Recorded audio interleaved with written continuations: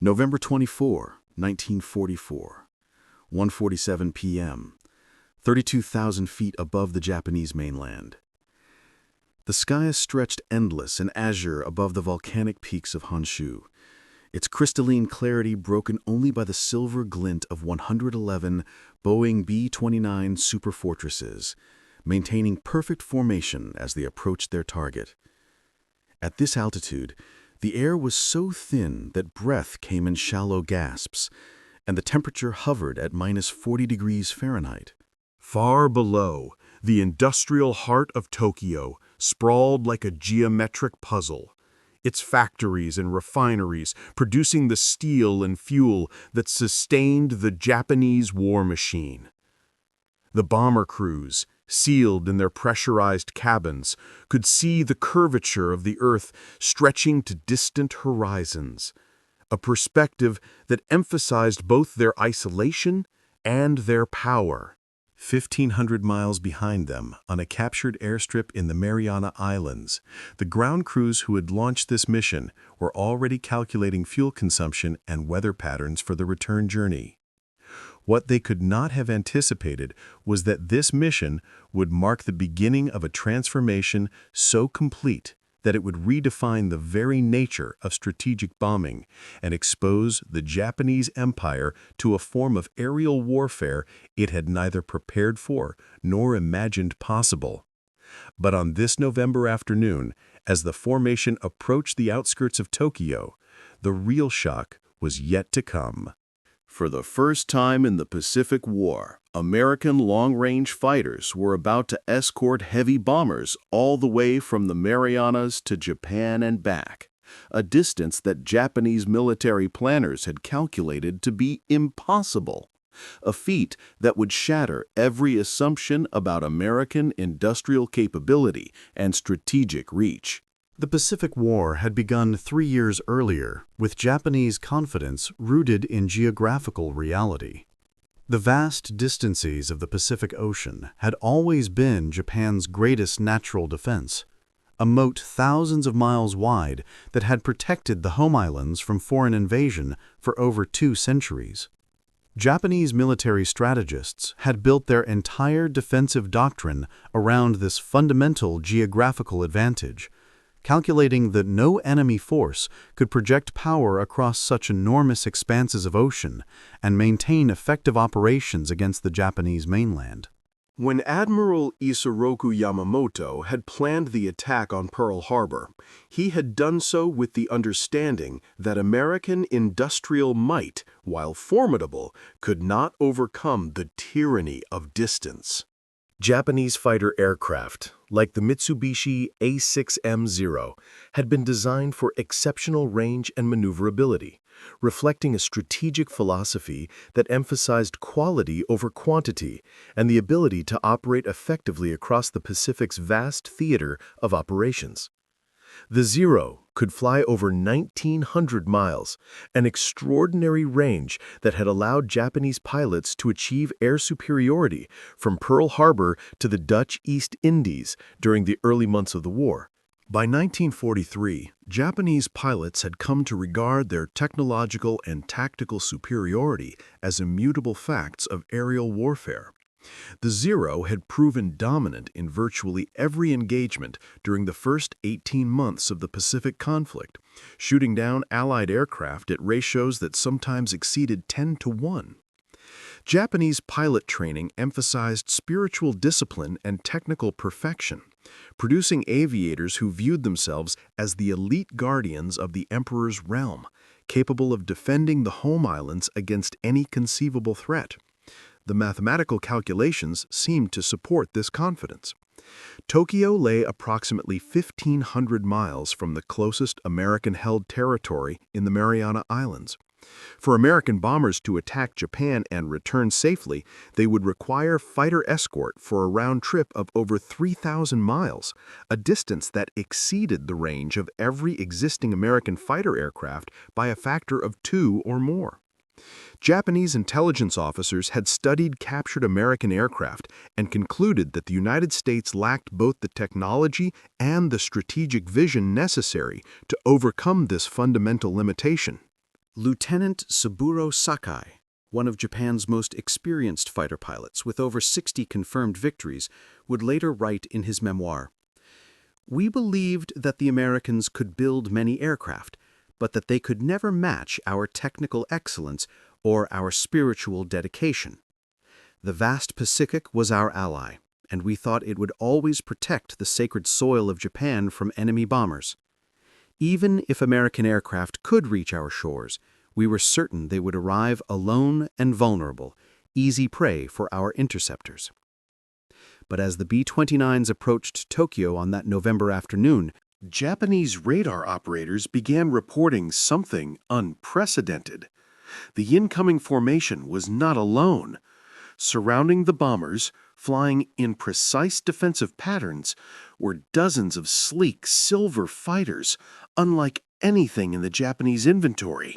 These aircraft bore the distinctive profile of the North American P-51 Mustang, a fighter the Japanese intelligence had dismissed as a short-range interceptor suitable only for European operations.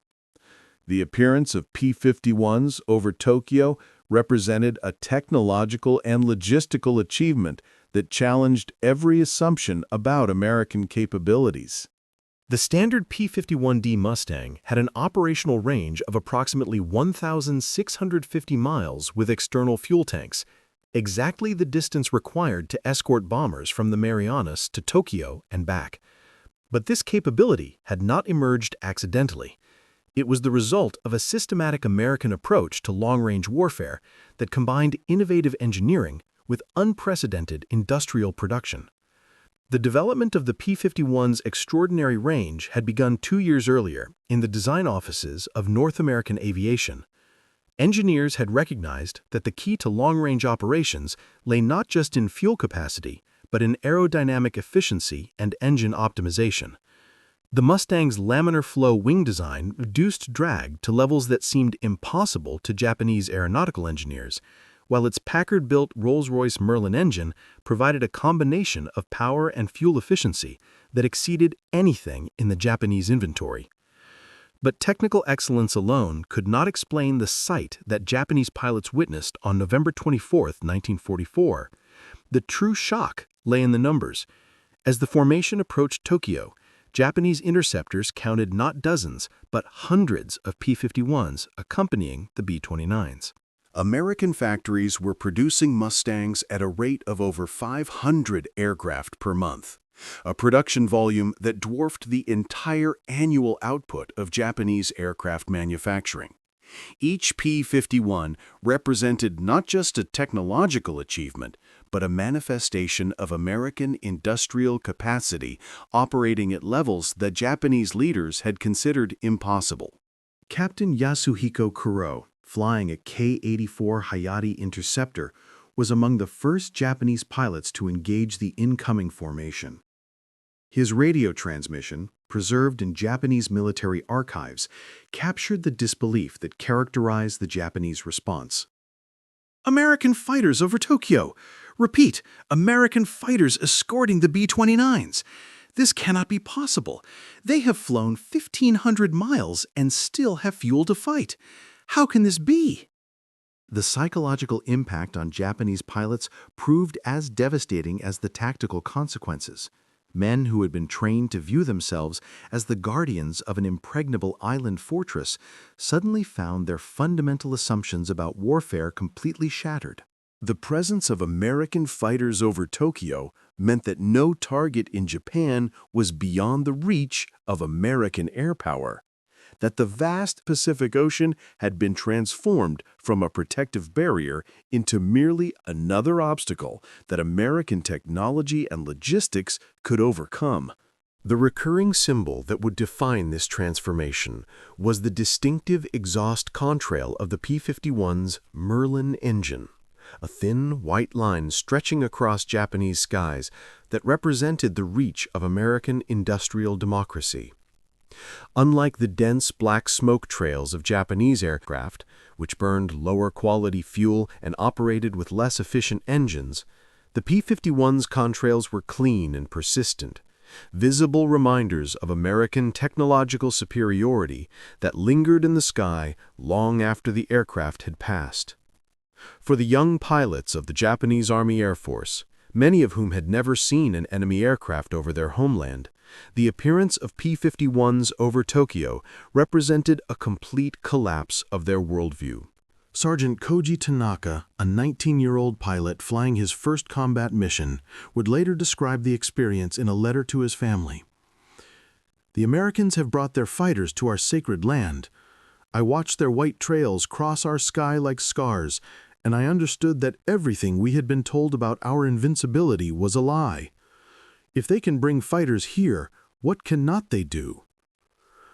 The technical specifications of the P-51's performance over Japan revealed the extent of American engineering achievement. Flying with 110-gallon external fuel tanks, in addition to their internal fuel capacity, the Mustangs could maintain combat effectiveness throughout the entire 3,300-mile round trip.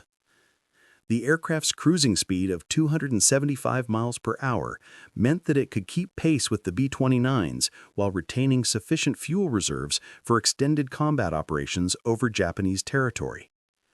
But perhaps more shocking to Japanese military leaders was the realization that the P-51s represented only a fraction of American production capacity.